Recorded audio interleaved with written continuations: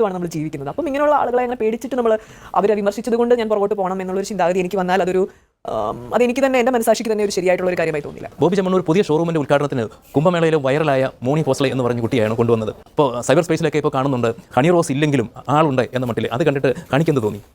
ഒന്നും തോന്നാനില്ല, ഞാൻ കണ്ടിട്ടില്ല. സാർ, ഞാൻ പറഞ്ഞില്ലേ, നമ്മൾ അഡ്രസ്സ് ചെയ്യുന്ന ഒരു വിഷയം തീർത്തും വ്യത്യസ്തമാണ്. നമ്മുടെ വിഷയം ഒന്നും തോന്നാനില്ല, കണ്ടിട്ടില്ല. Hello guys, welcome to Mooppan's vlogs. Honey Rose Boche issue നിങ്ങൾ എല്ലാവർക്കും അറിയാം, മലയാളികളായിട്ടുള്ള എല്ലാ ആൾക്കാർക്കും അറിയാം. ആ ഒരു വിഷയം നടന്നതിന് ശേഷം ഒരു വ്യക്തി കിടന്ന് ഓടുന്നുണ്ട്, അതോ അല്ലെങ്കിൽ ഒരു കൂട്ടം ആൾക്കാർ ശരിക്കും കിടന്ന് ഓടുന്നുണ്ട്. സത്യം പറഞ്ഞു കഴിഞ്ഞാൽ അവരുടെ ഒരു സിനിമ ഇറക്കുന്നതുമായിട്ട് ബന്ധപ്പെട്ടിട്ടാണ്. ഞാനത് പിന്നാലെ പറയാം. ഇനി നമ്മുടെ സിനിമാ മേഖലയിലേക്കുള്ള ഹണി റോസിൻ്റെ ഇനിയുള്ള ഫ്യൂച്ചർ എന്താണെന്നുള്ള കാര്യത്തിന് അടക്കം ഇക്കാര്യത്തിനകത്ത് കൂടെ നമുക്ക് സംസാരിച്ച് പോകാൻ വേണ്ടിയിട്ട് പറ്റും. മോശമായിട്ടോ നെഗറ്റീവായിട്ടോ എന്നുള്ള രീതിയിൽ നിങ്ങൾ ചിന്തിക്കരുത്, ഒരുപാട് കാര്യങ്ങൾ പറയാനുണ്ട്. പിന്നെ ഇവിടെ കുംഭമേളയിൽ വന്ന ആ മൊണാലിസ എന്ന് പറയുന്ന പെൺകുട്ടിയെന്നും ഹണി റോസിന് അറിയില്ല എന്ന് പറയുന്നു. അതോടൊപ്പം തന്നെ അതൊന്നും കേട്ടിട്ടില്ല എന്ന് പറയുന്നു, അങ്ങനെ ഒന്നും അറിയത്തേ ഇല്ല എന്നൊക്കെ പറയുന്നുണ്ട്. പിന്നെ രാഹുൽ ഈശ്വറിൻ്റെ മറുപടി അടക്കം അനവധി കാര്യങ്ങൾ ഈ വീഡിയോയ്ക്കകത്തുണ്ടാവും. അതുകൊണ്ട് ഇച്ചിരി ലോങ് വീഡിയോ ആയിരിക്കും. തീർച്ചയായിട്ടും നിങ്ങൾ മുഴുവൻ കാണുക, കാരണം ഇതിനകത്ത് എനിക്ക് കുറേ വ്യക്തിപരമായ അഭിപ്രായ പ്രകടനങ്ങൾ കൂടെ നടത്താനുണ്ട്. തുടക്കത്തിൽ ഞാൻ ഇത് കാണുന്ന ആൺമക്കളുള്ള അല്ലെങ്കിൽ ഹസ്ബൻഡ്സ്, നിങ്ങൾക്ക് നിങ്ങളുടെ ചുറ്റുപാടുമുള്ള പുരുഷന്മാരെ കുറിച്ചൊക്കെ എന്താ അഭിപ്രായം? മക്കള്, അച്ഛൻ, ഇങ്ങനെ പലതും ആണായിട്ടുള്ളവരെ കുറിച്ച് എന്താണ് അഭിപ്രായം? ഈ പണ്ട് കാലത്തെ പാട്രിയാർക്കി ഇന്നും നിലവിൽ കുറേ അധികം നിലനിൽക്കുന്നുണ്ട് എന്നുള്ളത് സത്യം തന്നെയാണ്. എന്ന് കരുതി ഈ ആണിനെ അങ്ങ് വെറുക്കുന്നൊരു പരിപാടി. ഇപ്പോൾ നിലവിൽ ഞാനൊരു കാര്യം പറയട്ടെ. ഈ സ്റ്റേഷനുകൾ, മറ്റുള്ള പല സ്ഥലങ്ങളിൽ ഇപ്പം ഹണി റോസിൻ്റെ കാര്യമായിട്ട് ബന്ധപ്പെട്ടിട്ട് ഒരുപാട് സപ്പോർട്ട്, ഒരുപാട് നിയമപരമായിട്ടുള്ള സംരക്ഷണം, അതുപോലെ തന്നെ പെട്ടെന്നുള്ള ഇനിഷ്യേറ്റീവ് ഒക്കെ എടുക്കുന്നുണ്ട്. ഇത് ഒരാണിന് ലഭ്യമാണ്. നിങ്ങൾ സ്റ്റേഷനിൽ എന്തെങ്കിലും ഒരു കാര്യമായിട്ട് ഒരു സ്ത്രീ കൊടുത്തൊരു കംപ്ലൈൻറ്റുമായിട്ട് ബന്ധപ്പെട്ട് സ്റ്റേഷനിലേക്ക് പോയിട്ടുള്ള ആണുങ്ങളുണ്ടെങ്കിൽ നിങ്ങൾ പറയുക, നിങ്ങൾക്ക് അവിടെ അനുഭവിക്കേണ്ടി വന്നിട്ടുള്ളത് എന്താണ്? സൈബർ സെല്ലോ മറ്റുള്ള സ്ഥലങ്ങളിലോ എന്തെങ്കിലും നിങ്ങൾ തെറ്റുകാരനല്ല എങ്കിൽ പോലും നിങ്ങൾക്ക് അവിടെ ഏറ്റുവാങ്ങേണ്ടി വന്നത് എന്താണ്? ഇങ്ങനെ അനവധി കാര്യം. സോ കോൾഡ് ഇൻഫ്ലുവൻസേഴ്സ് എന്ന് പറയുന്ന യൂട്യൂബിൻ്റെ അകത്ത്, ഇൻസ്റ്റാഗ്രാമിൻ്റെ അകത്ത് അടക്കം പല അധികം കാര്യങ്ങൾ ഈ സമത്വം എന്ന് പറയുകയും എന്നാൽ സ്ത്രീകൾക്ക് വേണ്ടി മാത്രം വാദിക്കുകയും. ഞാൻ സ്ത്രീകൾക്കെതിരല്ല, കാരണം ഞാൻ എല്ലാ വീഡിയോസിലും എന്ന് ഞാൻ പറയുന്നത് ഏറ്റവും കൂടുതൽ സ്നേഹിക്കുന്നത് എൻ്റെ അമ്മയാണ്. എന്നെ വളരെ കഷ്ടപ്പെട്ട് വളർത്തിയ എൻ്റെ അമ്മയാണ് ഞാൻ ഏറ്റവും കൂടുതൽ സ്നേഹിക്കുന്നത്. എനിക്ക് ഭാര്യയുണ്ട്, മക്കളുണ്ട്, എനിക്ക് ചുറ്റുപാടും സ്ത്രീകളായിട്ട് ഒരുപാട് ആൾക്കാർ ഞാൻ ബഹുമാനിക്കുന്നുണ്ട്, അറിയുന്നുണ്ട്. അവർക്ക് എന്നെ അറിയാം എന്ന് പറഞ്ഞുകൊണ്ട് ഒരു പക്ഷത്തിന് മാത്രം എന്നും ഇങ്ങനെ ജയ് വിളിച്ചുകൊണ്ട് ആരുടെയൊക്കെയോ കൈയടി കിട്ടാൻ വേണ്ടി ചെയ്യുന്നൊരു പരിപാടിയെ നിങ്ങൾ ന്യായീകരിക്കുമോ? പുരുഷന്മാരെ, നിങ്ങളും കൂടെ തുറന്ന് കമൻറ്റ് ബോക്സിൽ പറയുക, നിങ്ങൾക്ക് ദുരനുഭവങ്ങൾ ഉണ്ടാകുന്നുണ്ടോ?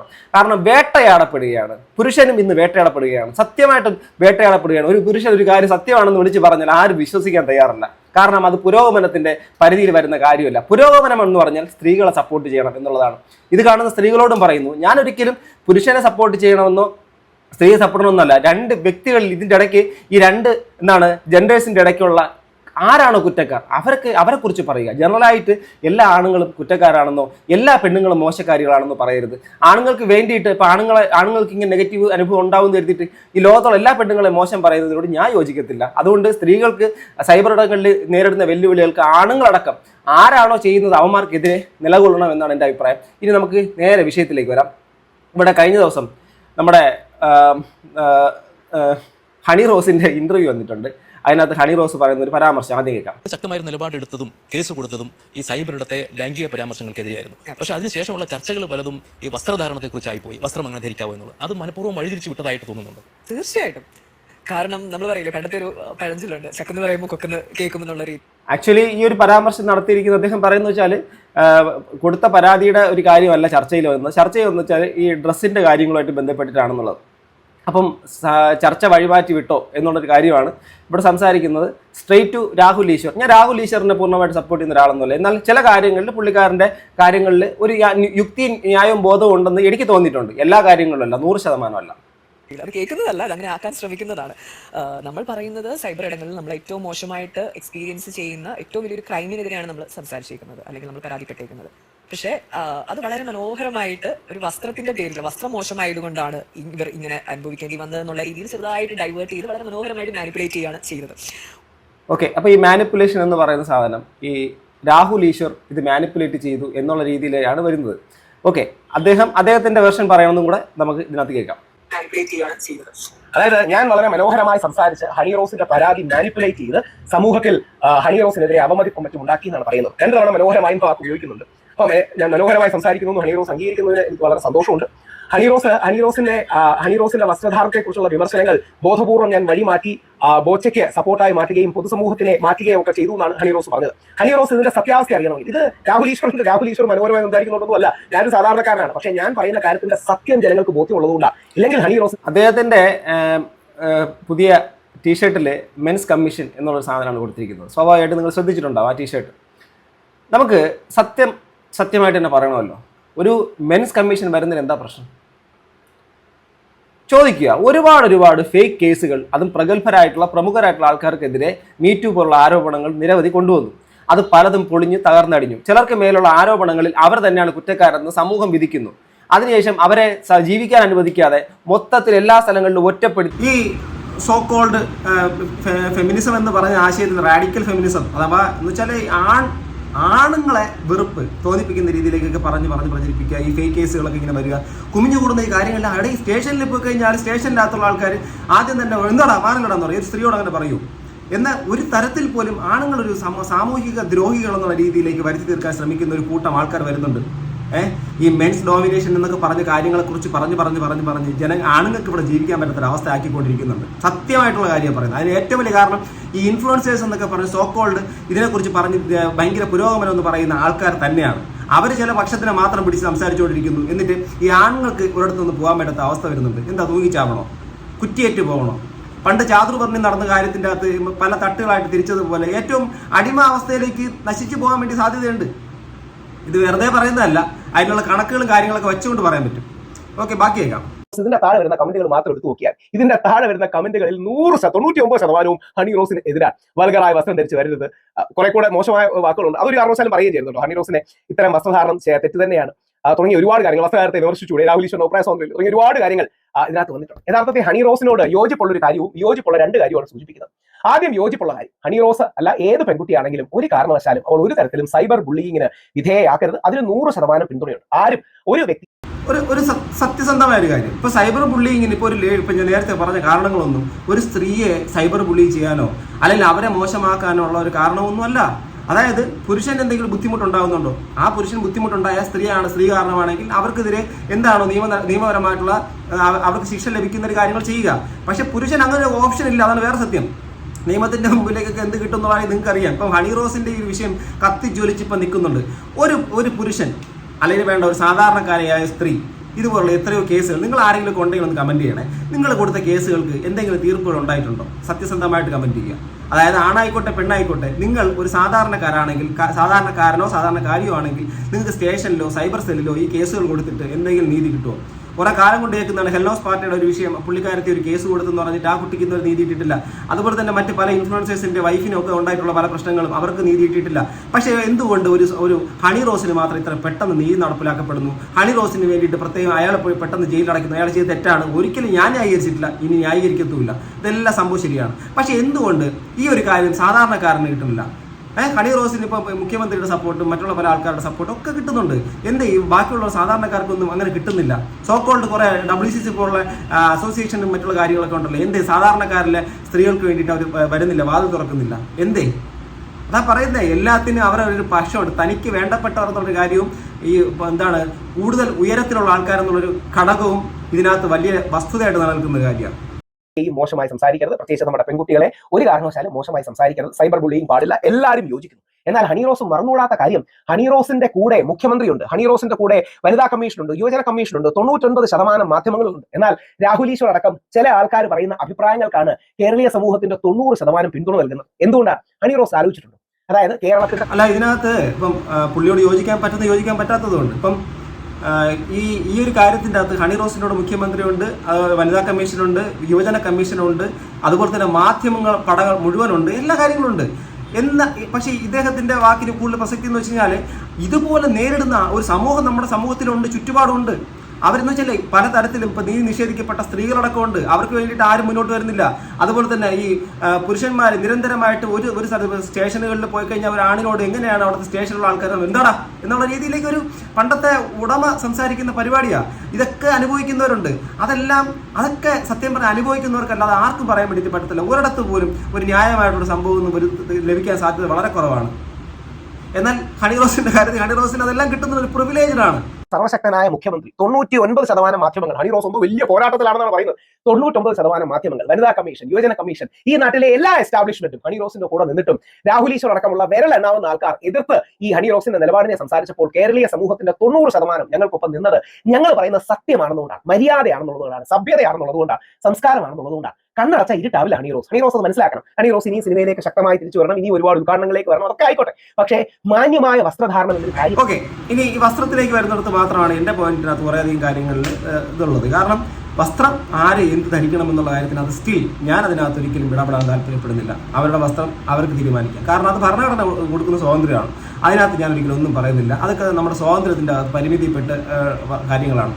പക്ഷേ അവരവരുടെ വസ്ത്രധാരണത്തിനെ കുറിച്ചുള്ള കാര്യങ്ങൾ എങ്ങനെ വേണമെന്ന് അവർ ശരിക്കും പറഞ്ഞ് സാമൂഹിക ജീവി എന്നുള്ള നിലയ്ക്ക് ഇത് ചിന്തിക്കേണ്ട ഒരു കാര്യം, ബാധ്യത നിങ്ങൾക്കും എനിക്കുമുണ്ട്. ഇവിടെ വന്നിരുന്ന് ഇങ്ങനെ നിൽക്കുന്ന എനിക്ക് വേറൊരു തരത്തിലുള്ള വൃത്തികെട്ട ഒരു രീതിയിലേക്ക് വന്നു കഴിഞ്ഞാൽ നിങ്ങൾ ചോദിക്കുന്നത് എന്താ ഇങ്ങനെ എന്ന് ചോദിക്കും. സോ അങ്ങനെ ചോദിക്കണോ വേണ്ട എന്നുള്ള കാര്യം തീരുമാനിക്കുക. അതേസമയം നിങ്ങൾക്ക് നിങ്ങളുടേതായിട്ടുള്ള സ്വാതന്ത്ര്യം ഉണ്ട്, അതിന് യാതൊരു സംശയമൊന്നുമില്ല. ഇപ്പം അദ്ദേഹം സിനിമയുടെ കാര്യമൊക്കെ പറഞ്ഞു. ഇപ്പം ഹണി റോസിൻ്റെ ഞാനിപ്പം റീസെൻ്റ്ലി അറിഞ്ഞൊരു കാര്യങ്ങളോ ഞാൻ പറയാം. അതാണ് ഈ തുടക്കത്തിൽ പറഞ്ഞത്. അതായത് റേച്ചൽ എന്ന് പറഞ്ഞൊരു സിനിമ ഇറങ്ങാൻ വേണ്ടി പോകും. അത് ഹണി റോസിൻ്റെ സിനിമ പ്രഖ്യാപിച്ചത് ഈ ഹണി റോസ് ബോച്ചെ വിഷയത്തിന് മുമ്പായിരുന്നു. നിങ്ങൾക്ക് എല്ലാവർക്കും അറിയാം.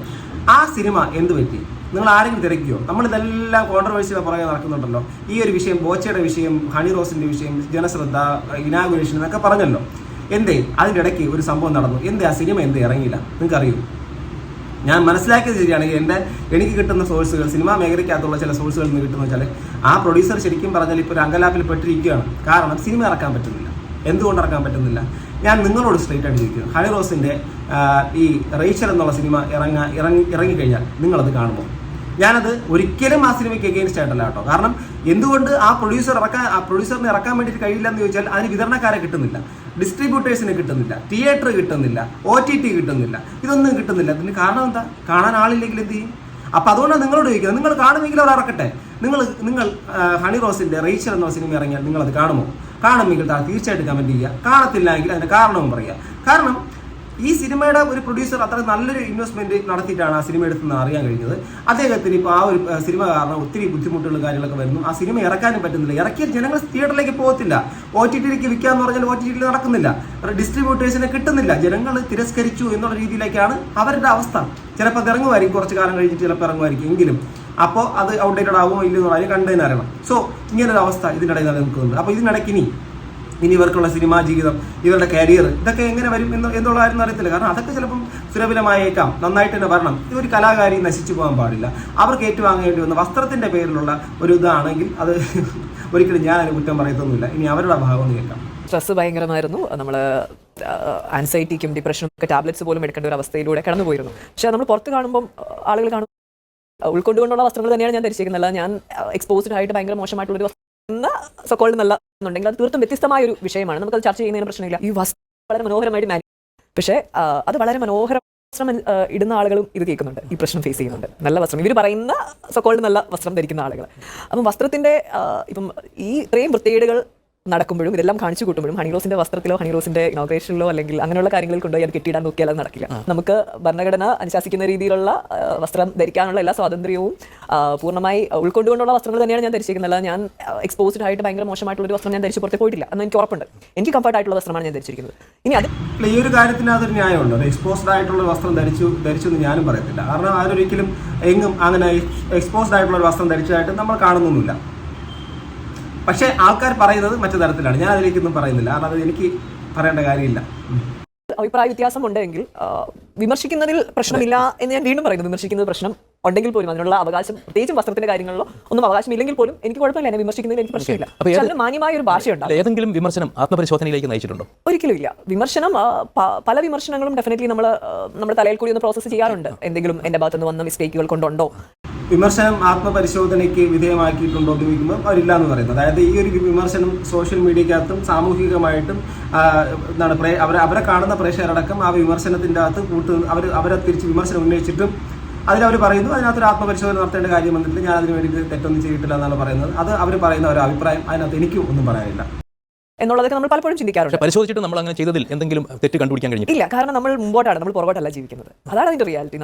നമ്മളെപ്പം നമ്മൾ ഈ വസ്ത്രത്തിന്റെ പേരിൽ ഒരാളെ അബ്യൂസ് ചെയ്യാൻ തുടങ്ങിക്കഴിഞ്ഞാൽ ഒരു 10 വർഷം കഴിയുമ്പോൾ ഈ പറഞ്ഞ ആളുകൾ ഭയങ്കര കോമഡി പീസ് അവരെ മുൻപോട്ട് തന്നെ പോകണം എന്നുള്ളൊരു കാര്യമാണ്. മുൻപോട്ട് തന്നെ പോകണം. അതായത് ഇപ്പോൾ ഞാൻ നേരത്തെ പറഞ്ഞില്ലേ, അവരുടെ ആ ഒരു സിനിമ എടുത്തിട്ട് ആ സിനിമ അദ്ദേഹത്തിന് പുറത്തിറക്കാൻ വേണ്ടിയിട്ട് പറ്റാത്തതിൻ്റെ ഒരു കാരണം ഈ ഒരു കോൺട്രവേഴ്സി ആണെന്ന് ആലോചിക്കണം. എന്ന് കരുതി ഒരു കോൺട്രവേഴ്സി അവരുടെ ലൈഫിനെ ബാധിക്കുന്ന ഒരു കാര്യത്തിനകത്ത് അവർക്ക് അഭിപ്രായം പറയാൻ പാടില്ല, കേസ് കൊടുക്കാൻ പാടില്ല, അതിനകത്ത് നിലപാടെടുക്കാൻ പാടില്ല എന്നല്ല. പക്ഷേ ഈ ഒരു സംഭവത്തിൻ്റെ അകത്ത് അവർക്ക് മുന്നോട്ട് പോകണമെങ്കിൽ അതുപോലെ തന്നെ ഒരു സിനിമ അവിടെ ഒരിടത്ത് സ്റ്റക്കായി നിൽക്കുന്നുമുണ്ട്. അത് ഞാൻ പറഞ്ഞെന്നുള്ളതേ ഉള്ളൂ. ായിട്ട് ചിലപ്പോൾ ആളുകൾ കണ്ടെന്നിരിക്കും ഇവരെന്താണ് ഈ പറഞ്ഞുകൊണ്ടിരുന്നത്. കേരള തനിമയുള്ള വസ്ത്രം ഏതാണ് സർ? എൻ്റെ അമ്മൂമ്മയൊക്കെ ഇട്ടുകൊണ്ടിരുന്നത് ചട്ടയും മുണ്ടുമാണ്. അമ്മയുടെയൊക്കെ സമയം വന്നപ്പോഴത്തേക്കും സാരിയായി, പിന്നെ അത് സൽവാറായി, ഇപ്പം ജീൻസും ടോപ്പും ഒക്കെ ഇടുന്നു. അതിൽ പലതരം ഔട്ട്ഫിറ്റുകൾ ആളുകൾ യൂസ് ചെയ്യുന്നു. അപ്പം ഇതിനൊരു ഒരു എന്താ പറയുക, ഒരു ഇവോൾവ് ചെയ്ത് വന്നുകൊണ്ടിരിക്കുന്ന ഒരു കാര്യമാണ്. ഒരു പ്രോസസ്സാണ്. അല്ലാതെ നമുക്കൊരു ഇന്ന വസ്ത്രം തന്നെ ധരിക്കണം, അങ്ങനെ ഒരു ഡ്രസ് കോഡ് വെച്ച് ഒരാൾക്കും ജീവിക്കാൻ കഴിയില്ല. നമുക്ക് കംഫർട്ടായിട്ടുള്ള വസ്ത്രം ധരിക്കുക എന്ന് മാത്രമേ ഉള്ളൂ. അതിനുള്ള എല്ലാ ഫ്രീഡവും തരുന്ന രാജ്യത്തും സംസ്ഥാനം. സീരിയസ്ലി ഇപ്പം നിങ്ങളോ ഞാനോ ആരോ ആയിക്കോട്ടെ, നമ്മുടെ ഇഷ്ടത്തിൽ വസ്ത്രം ധരിക്കുക. വസ്ത്രം ധരിക്കുന്നതിനകത്ത് അഭിപ്രായം ആർക്കും പറയാൻ പറ്റത്തില്ല. അതിനകത്ത് യാതൊരു ഇതുമില്ല. കാരണം അവിടെ ഒരു കോൺഫ്ലിക്റ്റ് ഞാൻ കാണുന്നൊന്നുമില്ല. കാരണം ഓരോ വ്യക്തികൾക്കും ഈ രാജ്യം നൽകുന്ന സ്വാതന്ത്ര്യം തുല്യമാണ്. അതുകൊണ്ട് തന്നെ അവർക്ക് ആ ഒരു മറ്റൊരുത്തൻ്റെ സ്വാതന്ത്ര്യത്തിനെ ധ്വംസിക്കുന്ന രീതിയിൽ, നശിപ്പിക്കുന്ന രീതിയിലേക്കുള്ള എന്തെങ്കിലും കാര്യം കാണിച്ചാൽ മാത്രമേ നമ്മൾ ഇടപെടേണ്ട കാര്യം വരുള്ളൂ. അതിനാണ് ഈ ഇതിൻ്റെ വ്യവസ്ഥതയുള്ളത്.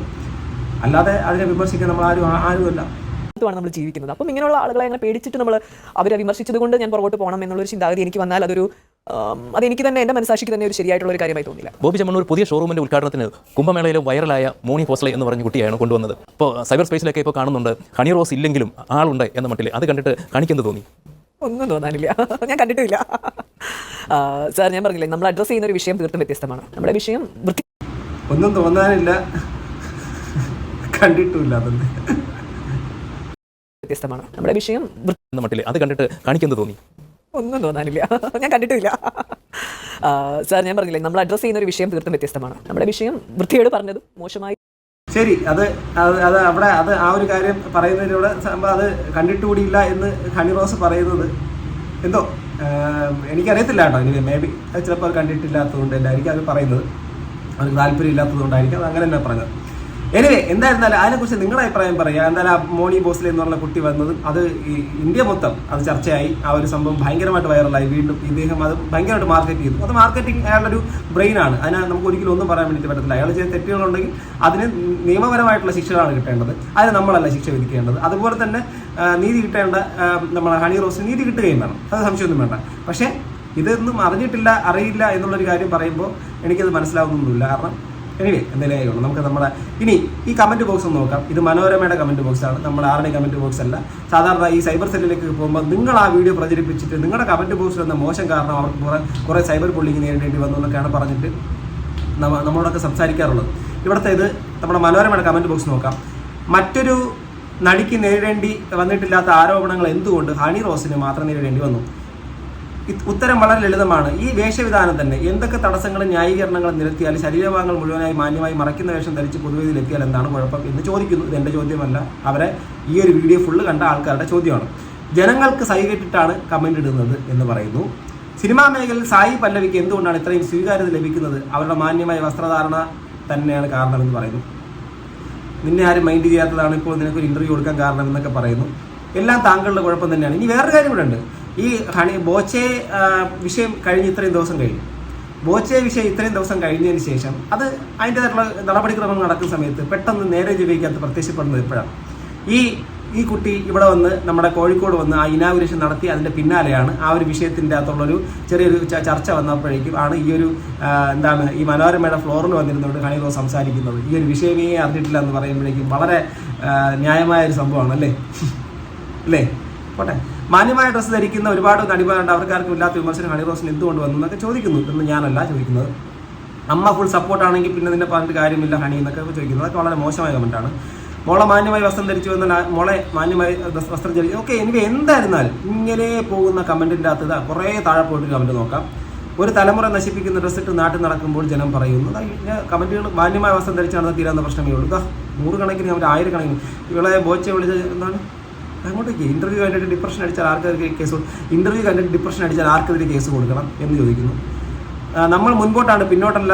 മുൻപോട്ട് പോകും തോറും തുണിയില്ലാതെ നടക്കും, കോമഡിയാകാൻ പോകുന്ന നിങ്ങളെപ്പോലുള്ള ആക്ടിവിസ്റ്റുകളായിരിക്കും. ഈ പറഞ്ഞത് പാശ്ചാത്യ രാജ്യത്താണെങ്കിലും ഒക്കെ ഇതിപ്പോൾ കേരളത്തിൽ ലഭിക്കുന്നത്. ഒക്കെ എനിക്ക് എങ്ങനെ പറഞ്ഞു പോകുന്നു. ഞാനിതിൽ കൂടുതലൊന്നും പറയുന്നില്ല. ആ കമൻറ്റ് ബോക്സുകൾ തന്നെ ധാരാളം അവർ പറയുന്നു.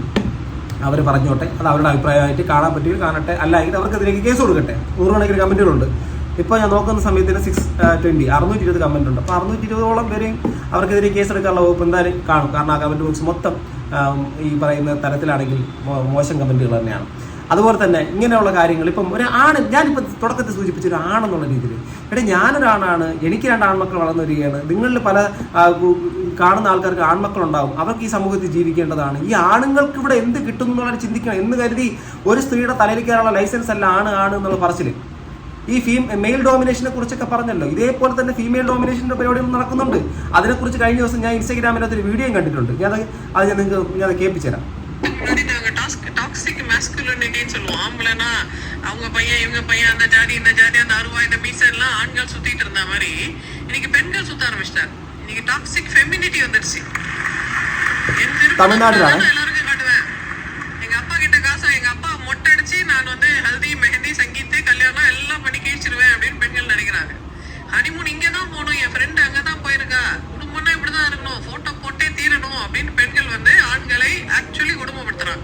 எப்படி டாக்ஸிக் மாஸ்குலினிட்டி 25 வருஷத்துக்கு முன்னாடி நாங்கள் அவ்வளோ போராடினோமோ, அவ்வளோ போராடி பெண்களுக்கான அந்த ஸ்பேஸை கிரியேட் பண்ணுவோம், அந்த ஸ்பேஸை பெண்கள் அபியூஸ் பண்றாங்கன்றது உண்மைதான். பெண்களுக்கு இந்த சமுதாயத்துல எவ்வளவு மரியாதை இருக்கோ அதே அளவுக்கு ஒரு பொறுப்பும் இருக்கு. நீங்க செட் பண்ற ஸ்டாண்டர்ட் இன்னொரு பொண்ணுக்கு கஷ்டத்துக்கு கொடுக்க கூடாது. அது புரியாம மத்த இன்னொரு பொண்ணு செய்துட்டா நானும் செய்யணும், அந்த நடிகை செய்துட்டா நானும் செய்யணும், அவங்கள மாதிரியே ட்ரெஸ் வாங்கணும், அவங்கள மாதிரியே போட்டோ போடணுன்றது ஆக்சுவலி ஒரு கொஞ்சம் ஒரு அல்பமான பிஹேவியர் தான். அதை நம்ம என்கரேஜ் பண்ண முடியாது. ഇത് ഞാൻ പറഞ്ഞതല്ല, ഇത് ശരിക്കും പറഞ്ഞാൽ തമിഴ്നാട്ടിൽ നടന്ന ഒരു വലിയൊരു ഡിസ്കഷൻ്റെ അകത്ത് നടക്കുന്ന ഒരു ലേഡി പറയുന്നൊരു പോയിന്റാണ്. എത്രമാത്രമാണോ ഈ മെയിൽ ഡോമിനേഷനെ കുറിച്ച്, നമ്മുടെ പാട്രിയാർക്കിയെ കുറിച്ച് പറഞ്ഞ അതേ സെയിം പരിപാടി തന്നെ ഈ ഫീമെയിൽസിന്റെ സൈഡിൽ നിന്ന് വരാനുള്ള സാധ്യത ഏറ്റവും കൂടുതൽ കാണുന്നുണ്ട്. കെ ആർ മീരയെ പോലുള്ള ആൾക്കാരൊക്കെ സ്റ്റേജിൽ നിന്ന് പറഞ്ഞ എന്താ, വിഷം നമ്മുടെ കഷായം കൊടുക്കുന്നതിൽ തെറ്റില്ല എന്നടക്കമുള്ള കാര്യങ്ങളാണ്. ഇവിടുത്തെ പല അധികം ഇൻഫ്ലുവൻസേഴ്സ് എന്ന് പറയുന്ന സോ കോൾഡ് ഇതിനെക്കുറിച്ചൊക്കെ വലിയ ക്ലാസ് എടുക്കുന്ന ആൾക്കാരൊക്കെ പറയുന്നതിൽ ഈ ബഹുഭൂരിപക്ഷവും ഈ പറയുന്ന ആണുങ്ങളെ കുറ്റപ്പെടുത്തിക്കൊണ്ടാണ്. എല്ലാ ആണുങ്ങളും കുറ്റക്കാരാണ്, ജനറൽ സ്റ്റേറ്റ്മെന്റ്സ് ആണ്. എവിടെയാണ് ഈ ആണുങ്ങളുടെ ടെൻഷനെ കുറിച്ച്, സ്ട്രെസ്സിനെ കുറിച്ചൊക്കെ പറഞ്ഞത്? ഇവരൊക്കെ സംസാരിച്ചിട്ടുണ്ട്. ധ്രുവരായിട്ട് ഈ ഇടയ്ക്ക് ഈ ആണുങ്ങളുടെ മെന്റൽ ഹെൽത്തിനെ കുറിച്ചൊക്കെ ഒരു വീഡിയോ ഇട്ടപ്പോൾ മാത്രമാണ് ഈ സോ കോൾഡ് ഈ ടീംസിനൊക്കെ ഈ ആണുങ്ങൾക്കും ഈ പ്രശ്നങ്ങളും വികാരങ്ങളും വിചാരങ്ങളും വിഷമങ്ങളും ഉണ്ടെന്നുള്ള കാര്യമൊക്കെ മനസ്സിലാക്കി ഒരു വീഡിയോ പോലും ചെയ്യാൻ തയ്യാറാവുന്നത്. എന്നാൽ ഇന്നും അവർ പറയുന്നത് എപ്പോഴും ഒരു സൈഡ് മാത്രം പിന്താങ്ങിക്കൊണ്ടുള്ള പരിപാടികളാണ്. ഇനി എന്തെങ്കിലും ആയിക്കൊണ്ടോട്ടെ, ഹണി റോസിന് നീതി നിഷേധിക്കാനോ അല്ലെങ്കിൽ മറ്റുള്ള സ്ത്രീക്ക് നീതി നിഷേധിക്കപ്പെടുക എന്നുള്ളൊരു കാര്യമൊന്നുമല്ല. പക്ഷെ ഒരു കാര്യം മനസ്സിലാക്കണം, സ്ത്രീക്ക് എത്രത്തോളം ഇമ്പോർട്ടൻസ് ഉണ്ടോ അതുപോലെ തന്നെ സ്ത്രീകളാൽ അബ്യൂസ് ചെയ്യപ്പെടുന്ന പുരുഷന്മാർക്കും സ്ത്രീകളാൽ ക്രൂരത നേരിടേണ്ടി വരുന്ന പുരുഷന്മാർക്കും അതേപോലെ നീതി ലഭിക്കണം. നമ്മൾ എത്രയോ ഉദാഹരണങ്ങൾ നമ്മുടെ സമൂഹത്തിൽ ചുറ്റുപാടുമുണ്ട്. അതുകൊണ്ട് തുല്യത എന്നുള്ളൊരു കാര്യം വരണമെങ്കിൽ 2 ഭാഗത്തു നിന്നും സംസാരിക്കണം. അല്ലാതെ ഒരു ഭാഗത്ത് മാത്രം സംസാരിച്ചുകൊണ്ട് മറ്റേ കണ്ണ് അടച്ചുകൊണ്ട് സംസാരിച്ചിട്ട് ഒരു കാര്യമില്ല. ഇതാണ് എൻ്റെ സ്റ്റാൻഡ് ഇക്കാര്യത്തിനകത്ത്. പലരും വിചാരിക്കുന്നത് എന്തോ നിങ്ങളുടെ സ്റ്റാൻഡ് എന്താണ്. ഇപ്പം ഇത് പറയുമ്പോൾ പറയും ടാക്സിക്, ഇനി പറയാൻ പറ്റുന്ന പറയാം ടാക്സിക്, ടോക്സിക്, ടോക്സിസിറ്റി എന്നൊക്കെ ഇപ്പോൾ പറയും. ഇതിനെക്കുറിച്ച് പറഞ്ഞാൽ ഒരാണിന് വേണ്ടി വാദമൊന്നും അവൻ ടോക്സിക് ആണ്, അതാണ് വേറെ വിഷയം. ഞാൻ ആണിന് വേണ്ടി സംസാരിച്ചവനല്ല, ആണിനും പെണ്ണിനും വേണ്ടി സംസാരിക്കുന്നവനാണ്. ഗ്രീഷ്മ തെറ്റുകാരിയാണോ അതോടൊപ്പം തന്നെ ഗോവിന്ദചാമി തെറ്റുകാരനാണെന്ന് പറയുന്ന, അല്ലെങ്കിൽ അവർ കൊലപാതകികളാണെന്ന് പറയാൻ ഒരു മടിയില്ലാത്ത ഒരാളാണ്. അല്ലാതെ ഗ്രീഷ്മ എന്ന് പറയുന്ന കുട്ടി അത്രത്തോളം അർഹിക്കുന്നില്ല എന്ന് പറയാനുള്ള ന്യായമൊന്നും എൻ്റെ ചിന്തയിൽ ഉണ്ടാവത്തില്ല. ഇത്രയും മാത്രമേ ഉള്ളൂ. ഇതെൻ്റെ അഭിപ്രായമാണ്, ഇതെൻ്റെ വ്യക്തിപരമായ അഭിപ്രായവും നിങ്ങളുടെ മുമ്പിലേക്ക് പറഞ്ഞെന്ന് മാത്രം. നിങ്ങളുടെ അഭിപ്രായം കമന്റ് ചെയ്യപ്പെടുത്തുക. അടുത്ത വീഡിയോ ഗൈസ്, ബൈ.